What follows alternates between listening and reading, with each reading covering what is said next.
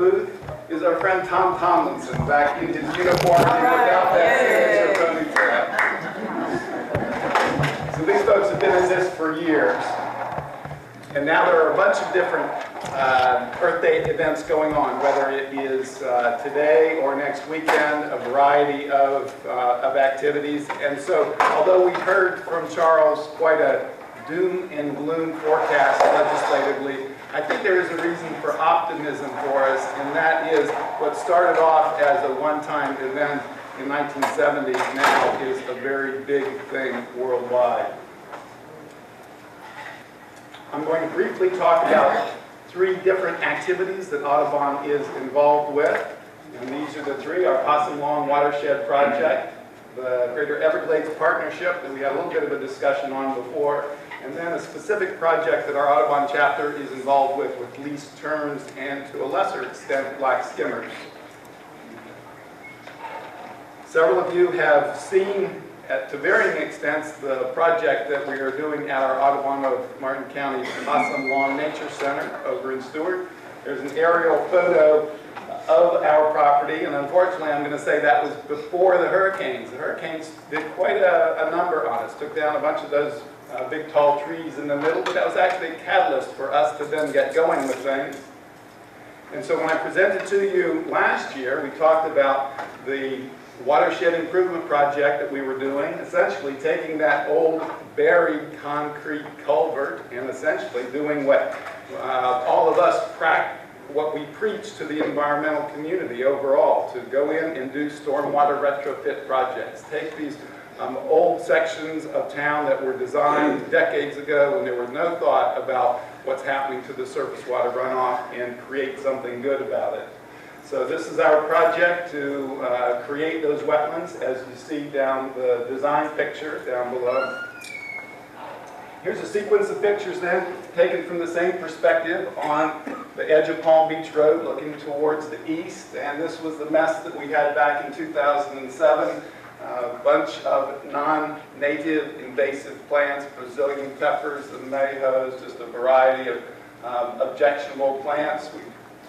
Through a grant effort, primarily through the St. Lucie River Issues team, we were able to come in, remove all of those invasives, create this water feature you see here in March of last year, and come in also thanks to the city of Stewart, who helped out with this through funding of a grant to come in and plant tens of thousands of dollars worth of cypress trees and just a whole variety of plants. So it's similar to the typical kind of stormwater retrofit project, but the nuance that we have on this that really drove our engineer crazy is we wanted specifically to do it, think outside the box, and put in plants that are good for birds and other wildlife. We asked them to kind of throw out their typical palette of nice-looking plants that might not be good for the environment, and indeed switch that over to ones that we could be proud of. So just for a second, that project was just part of a master plan for our Possum Lawn property. So this is that wetland that has been created, and overall this is our game plan, long-term plan for that property. The next element of it is the restoration of a pine flatwoods community over here on Hibiscus. Just to orient you, Palm Beach Road up there, East 7th Street forms the south boundary of our property, and Hibiscus over here on the east. So the next phase is the pine flatwoods, and I've got a grant application out for that. Hopefully we'll be able to get some funds for that. The next feature is upgrading the trails and the parking areas on the property. And that is certainly money dependent. If you've got any philanthropists out there who would like to make a donation to that, we're ready to go with it. The next topic that I'm going to briefly speak on is the Greater Everglades Partnership Initiative. Donna has in the packet that all of you have, I think the second or third or fourth page, the black and white version of this, third or fourth page. Black and white version of this graphic. And Donna, I believe you're going to have a speaker on this at the next Conservation Alliance meeting. When is that? May 18th, 6:30 p.m. here. Okay, great. Some of you have probably heard a little bit about this initiative. We had one question on it before, and essentially the federal government has put together this proposal that would establish this new partnership that would include state and federal landowners, and the really big key in it is private landowners who would like to be involved. And so you see they have divided the whole project up into these three different regions: the Everglades headwaters, a westerly fish-eating creek area, and then the Panther National Wildlife Refuge area. I've talked with the Fish and Wildlife Service coordinator for this and asked him, even before he got our letter, why didn't they consider the historic part of western Martin County that empties into Lake Okeechobee as a part of that? And I'm afraid I did not get a good answer for that.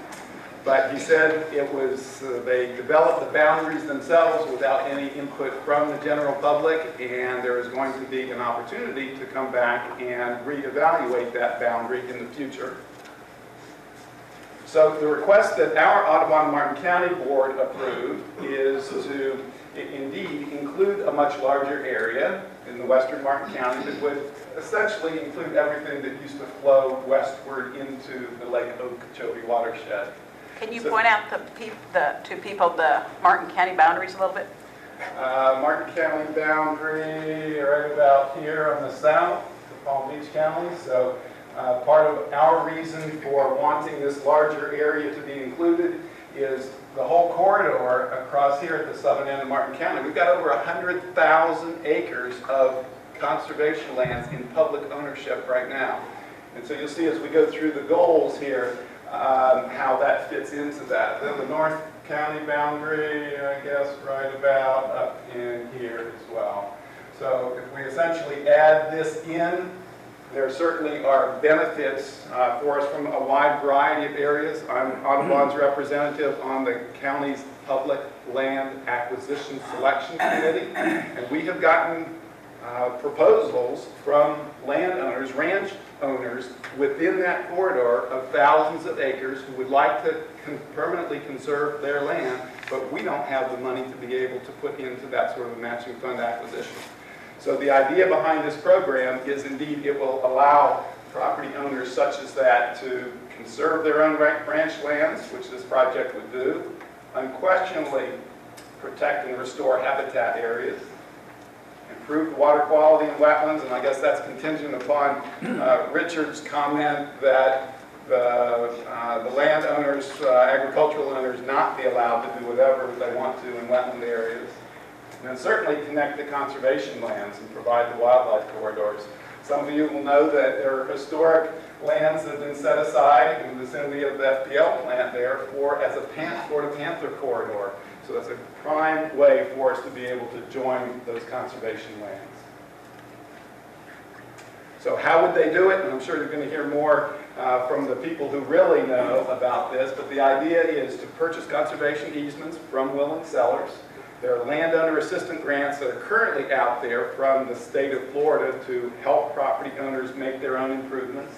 There would be some fee title acquisition. I guess this is where a lot of the existing ranch owners out there have certainly voiced concern about the whole program. They feel that ultimately, although this is not an eminent domain sort of a program, they are concerned that one way or another they're going to end up losing their land or the value of their land to the government. Mitigation